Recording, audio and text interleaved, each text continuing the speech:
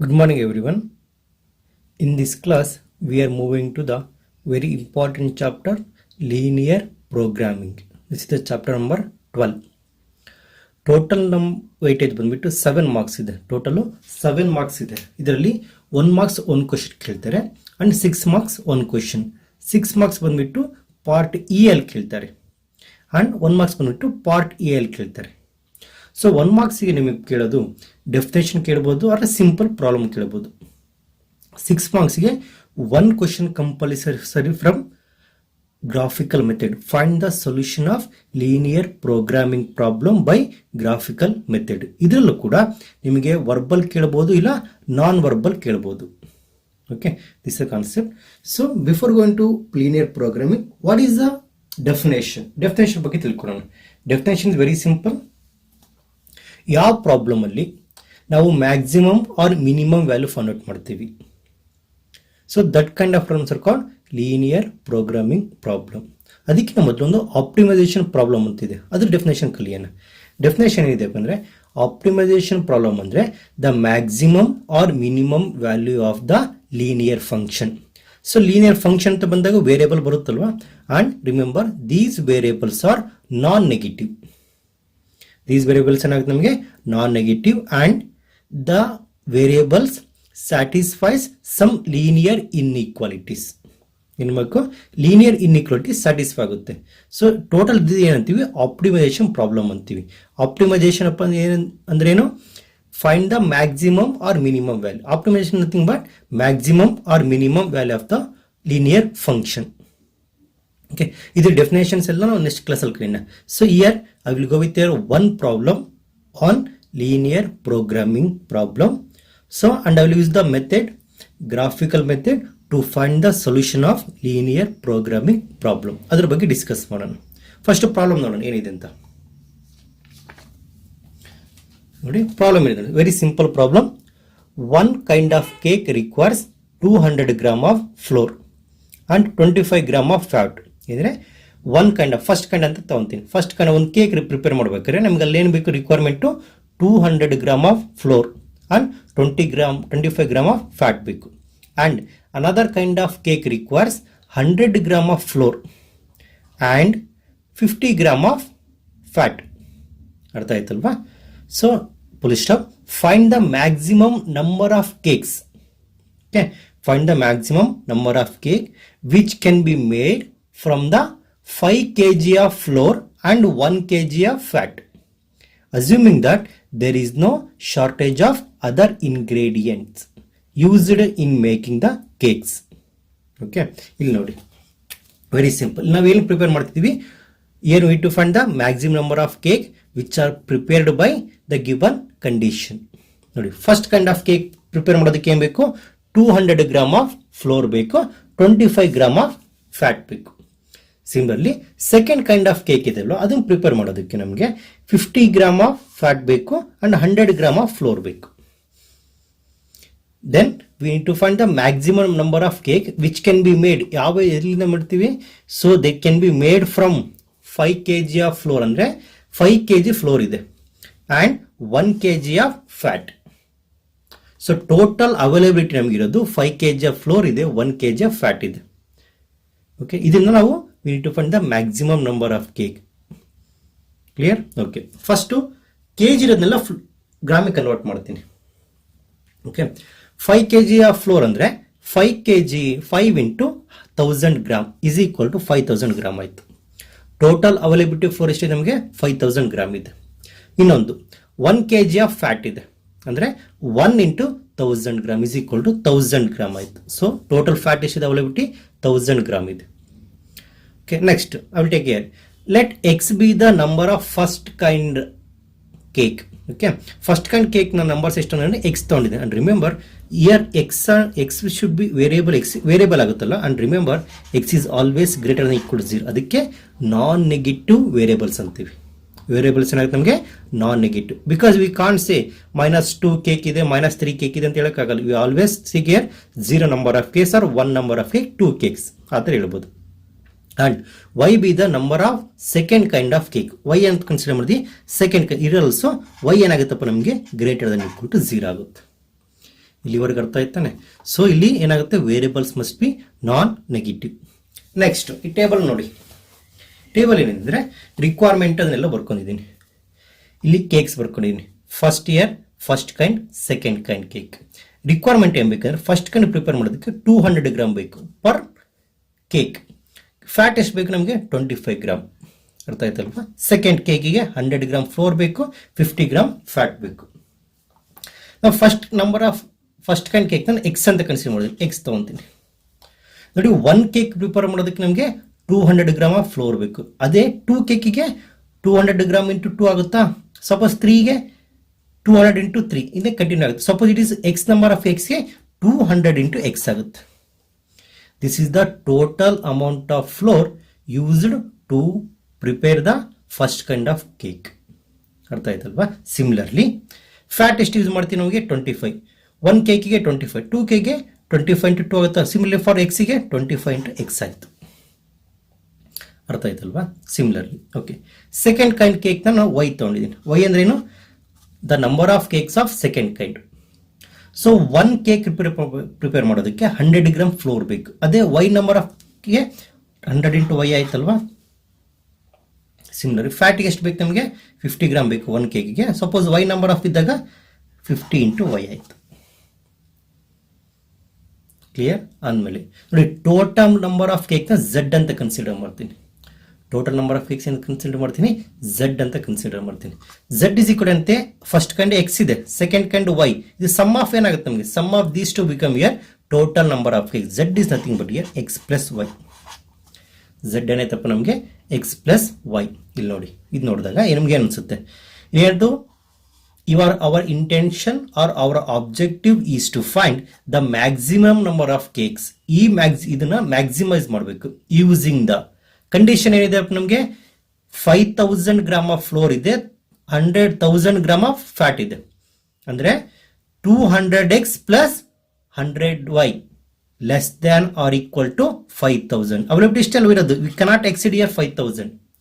200x plus 100y less than equal to 5000. And second one, 25x plus 50y less than equal to 1000.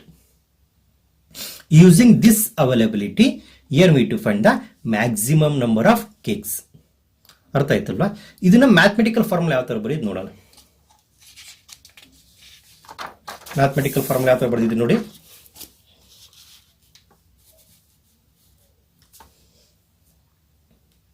ಕಾಣ್ತಿದೆ ಅಲ್ವಾ. First kind of cake x ಇದೆ. So 200x plus 100y less than equal to 5000 and 25 second one plus 50y less than equal to 1000 and x greater than equal to 0 and y greater than or equal to 0. Our intention is z is equal to x plus. ಇದನ್ನ maximise ಮಾಡಬೇಕು, ಇದನ್ನ maximise. So ಇದನ್ನ objective ಆಯ್ತು, nothing but this also linear function ಕಾಣುತ್ತಾನೆ, having the variable x and y and these variables are non-negative. ಅಂದ್ರೆ this is called here objective function. ಏನಂತೀವಿ ನಾವು, objective functions ಅಂತೀವಿ. So ಇಲ್ಲಿ ಏನ್ ಕೊಟ್ಟಿದ್ರಲ್ಲ, ಕಂಡೀಷನ್ ಇದೆ ಅಲ್ವಾ, ಕಂಡೀಷನ್ ಅಂತ ಕೇಳ್ಬೋದು, ಇಲ್ಲ ರಿಸ್ಟ್ರಿಕ್ಷನ್ಸ್ ಅಂತ ಹೇಳ್ಬೋದು. Another word, perfect word is here constants. ಅಂದ್ರೆ so these conditions are called constants.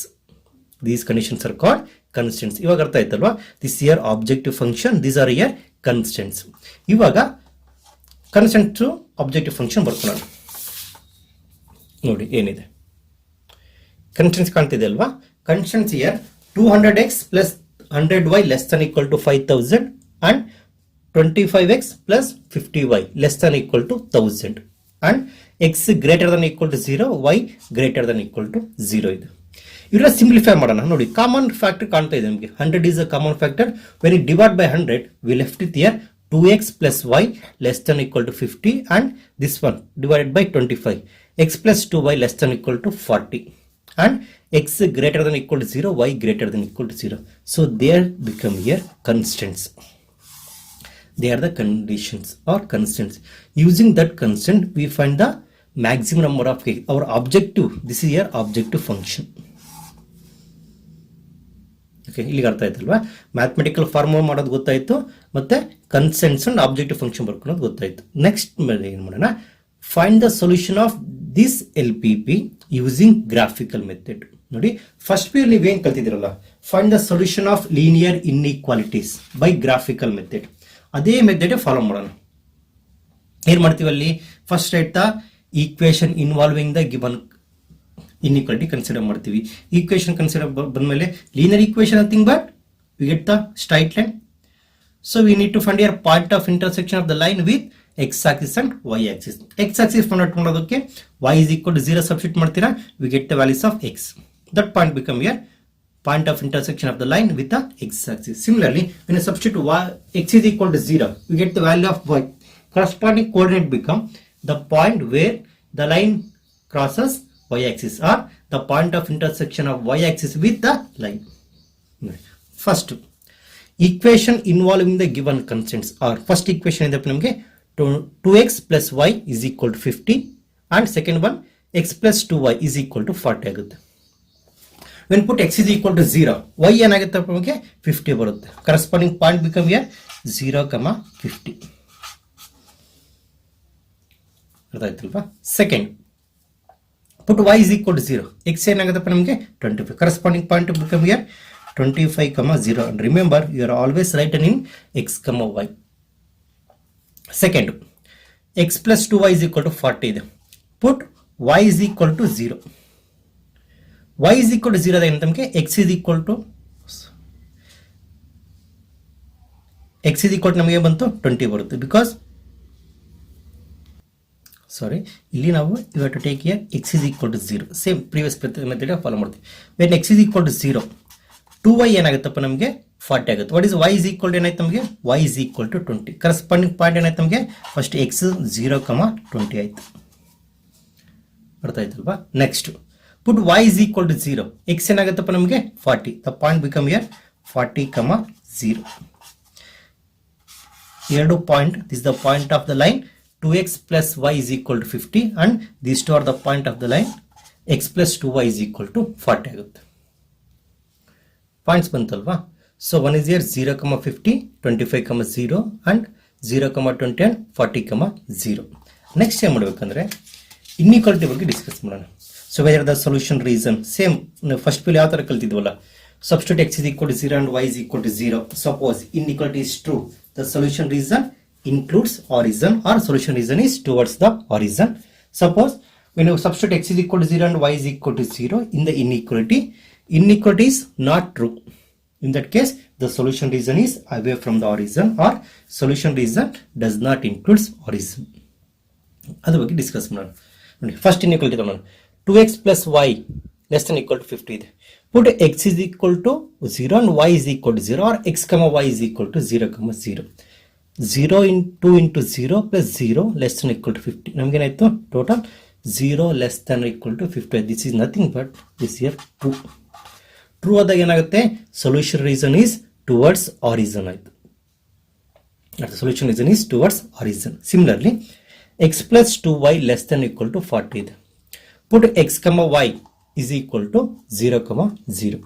x, y is equal to 0, 0 or x is equal to 0, y is equal to 0. We'll get here 0 plus 2 into 0 less than equal to 40. 0 less than equal to 40 ಆಯ್ತು. So obviously 0 less than equal to 40. This is nothing but here true. It means solution reason is towards origin. Solution reason is towards origin ಆಯ್ತು. ಇಲ್ಲಿ ಆದ್ಮೇಲೆ next graph ಬಗ್ಗೆ discuss ಮಾಡೋಣ. Graph ಬಗ್ಗೆ discuss ಮಾಡೋಕೆ ಮೊದಲು scale ತಗೋಬೇಕು. Along x axis 1 centimetre is equal to ನಾನು ಏನು ತಗೊಂಡಿನಿ 5 ಯೂನಿಟ್ಸ್ ತಗೊಳ್ಳೋಣ. ಬಿಕಾಸ್ ದ ಮ್ಯಾಕ್ಸಿಮಮ್ ಪಾಯಿಂಟ್ ನಮಗೆ 50 ಇದೆ. Along y axis 1 centimetre is equal to 5 units ಆಯ್ತಲ್ವಾ? ನೆಕ್ಸ್ಟ್ ಗ್ರಾಫ್ ನೋಡೋಣ ಏನಿದೆ, ಗ್ರಾಫ್ ಯಾವ ಥರ ಡ್ರಾ ಮಾಡೋದು ಅಂತ. ಫಸ್ಟ್ ಪಾಯಿಂಟ್ ಏನಿದೆ ನೋಡಪ್ಪ, first point 0, 50 and 25, 0. 0, 50 and 25, 0. First 0, 50 point ನೋಡೋಣ. 0, 50 ಏನಾಗುತ್ತೆ, so point on y axis. This the point 0, 50 ಇದೆ. Second point for the same thing 25, 0 ಇಲ್ಲಿ ಬರುತ್ತೆ. 25, 0 ಪಾಯಿಂಟ್ 25, 0 ಇದೆ. ಸೊ ಎರಡಕ್ಕೂ ಲೈನ್ ಜಾಯಿನ್ ಮಾಡೋಣ. Joining these two point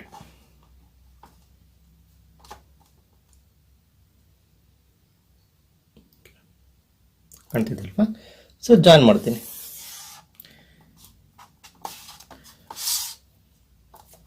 join ಮಾಡಿದ್ಮೇಲೆ ರಿಮೆಂಬರ್ ಇಲ್ಲಿ ಏನಾಗುತ್ತಪ್ಪ ಅಂದರೆ the solution region is towards the origin, ಅಂದರೆ ಆರೋ ಮಾರ್ಕು ಆರಿಜನ್ ಕಡೆ ಬರೀಬೇಕು ಈ ಥರ. Because when substitute both x is equal to 0 and y is equal to 0, inequality satisfy ಆಯಿತು, ಅದಕ್ಕೆ ತೋರಿಸ್ಬಿಡ್ತೀನಿ. And write the corresponding equation ಏನಾಗುತ್ತಪ್ಪ ನಮಗೆ, first equation 2x + y is equal to 50 ಆಯಿತು. ಓಕೆ, ಸೆಕೆಂಡ್ ಪಾಯಿಂಟ್ ನೋಡಿ. ಸೆಕೆಂಡ್ ಪಾಯಿಂಟ್ ಏನಪ್ಪ ನಮಗೆ 0,20, the point on which Axis year, y Axis 0,20. and another point 40,0, this is the point here, 40,0 ಇದೆ point on x axis. ಇವೆರಡು line join ಮಾಡ್ತೀನಿ.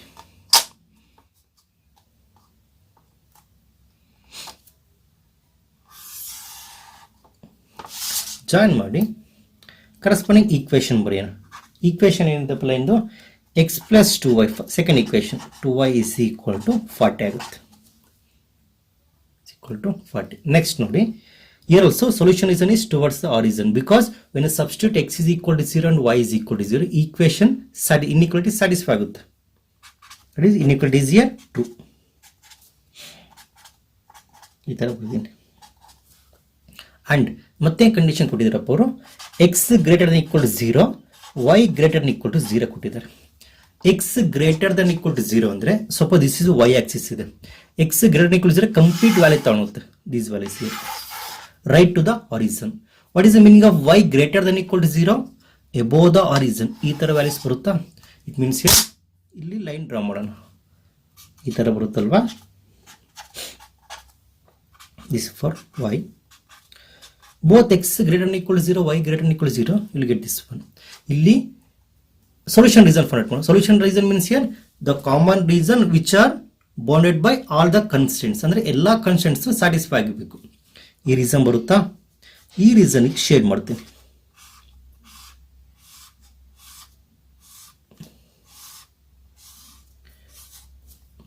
This shaded region is called feasible region. ಏನಂತೀವಿ, feasible region. Clear? This shaded region is called feasible region. ಇದಕ್ಕೆ ಏನಂತೀವಿ ನಾವು, feasible region, FEASIBLE region, feasible region ಅಂತೀವಿ. Feasible region ಬಂದಾಗ ನೋಡಿ, ನಮಗೊಂದು ಥಿಯರಮ್ ಇದೆ. ಥಿಯರಮ್ ಏನು ಹೇಳುತ್ತಂದ್ರೆ, so in the feasible region the maximum or optimal values or maximum or minimum value of the objective function exist at corner point of the feasible region. Corner point ಯಾವಿದೆ check ಮಾಡೋಣ. Corner point ಯಾವ್ದು ಬರುತ್ತೆ ನಮಗೆ, ಇದೊಂದು point ಬರುತ್ತಾ, corner point, and ಇಲ್ಲೊಂದು point ಬರುತ್ತೆ, and this another point, this another point. ಇದಕ್ಕೆ ನೇಮಿಂಗ್ ಮಾಡ್ಕೊಂತ ಹೋಗೋಣ. ಈ ಪಾಯಿಂಟ್ ಏನು ತೊಗೊತೀನಿ, ಫಸ್ಟ್ ಇಯರ್ ಪಾಯಿಂಟ್ ಓ ಇದೆಲ್ಲ, ಅದಕ್ಕೆ 0,0. Obvious origin year 0,0. ಪಾಯಿಂಟ್ 0,20 ಇದೆಲ್ಲ, take this is the point A ತಗೋಣ, ದಿಸ್ ದ ಪಾಯಿಂಟ್ ಬಿ. ಇದನ್ನು ಯಾವ ಥರ ಫೈಂಡ್ ಮಾಡೋದು ಹೇಳ್ಕೊಡ್ತೀನಿ. This the point here C. Point C ಏನಿದೆಪ್ಪ ನಮಗೆ 25,0. These are the corner points ಆಯಿತು. Then how to find the point B ಏನಿದೆ. ಸೊ ಬಿ ಹೆಂಗೆ ಫೈಂಡ್ ಔಟ್ ಮಾಡೋದು, it is very simple. Just this is nothing but, point is nothing but the point of intersection of these two lines. ಅಂದರೆ ಎರಡು equation solve ಮಾಡಬೇಕು. Equation ಯಾವ ಇದೆ, first x + 2y is equal to 50. Okay, x + 2y is equal to 40. Another one here, 2x + y is equal to 50. ಇವು equation solve ಮಾಡಬೇಕು. It means here find the values of x and y. Find the values of x and y. ಇದು equation solve ಮಾಡಿದ್ರೆ ನಮಗೆ ಬರುತ್ತೆ, x value become here 20 and y value become here 10. ನಿಮಗೆ 4 boundary point ಬಂತಲ್ಲ, point O, point A, point B and point C. ಇವರಲ್ಲಿ list ಮಾಡ್ತೀನಿ. List ಮಾಡಿ ಈ ಥರ ಬರುತ್ತೆ. Therefore the corner point of the feasible region or O of 0,0, A of 0,20, B of 20,0 and another one C of 25,0. ಅಂದರೆ reason ಏನಿದೆ ನಮಗೆ, bounded reason ಇದೆ ಅಲ್ವಾ. ಇವಾಗ ಏನು ಮಾಡಬೇಕಂದ್ರೆ, we need to find the value of the objective function at corner point. Corner point ಅಲ್ಲಿ objective function value find out ಮಾಡಬೇಕು. ಆಬ್ಜೆಕ್ಟಿವ್ ಫಂಕ್ಷನ್ ವ್ಯಾಲ್ಯೂಸ್ ಏನು, corner point O of 0 comma 0 ಇದೆ ತಾನೆ, the value become here 0 plus 0 is equal to ನಮಗೆ ಮತ್ತು 0. Second point A ನೋಡೋಣ. Point A ಏನಿದೆಪ್ಪ ನಮಗೆ 0 comma 20 ಆಯ್ತಲ್ಪ. Third point B 20 comma 10, 20 plus 10 is equal to ಏನು ಬಂತು ನಮಗೆ 30 ಬಂತು. ಪಾಯಿಂಟ್ ಸಿ ಏನಾಗುತ್ತೆ ನಮಗೆ 25 comma 0 ಆಯಿತು, 25 plus 0 that become here 25. Next ಏನು ಮಾಡಬೇಕಂದ್ರೆ you have to consider the largest value of the objective function. largest value ಯಾವ್ದಾಯ್ತು ನಮಗೆ, largest value here 30. so this become the maximum value of the objective function.